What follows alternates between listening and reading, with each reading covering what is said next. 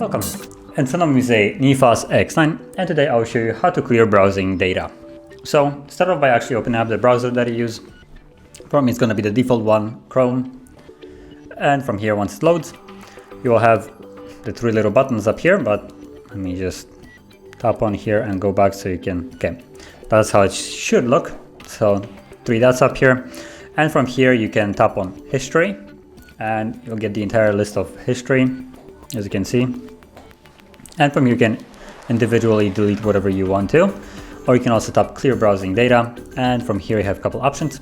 The time period that you want to clear it from, so you have option from 1 hour, 24, 7 days, 4 weeks, and all time. I'm just gonna select all time, and then you have options to clear either browsing history only, cookie and site data, and cache, images and files. So you can select individual one. If you for instance don't clear cache, and let's say like images and files, sites might load a little bit quicker because they will still keep the data of like images that have been preloaded already onto the device. Browser history, well, it's self-explanatory, and cookies and site data, just kind of whatever site will load. I'm gonna keep it all as it is, so everything's selected to basically remove everything, and then tap on clear data.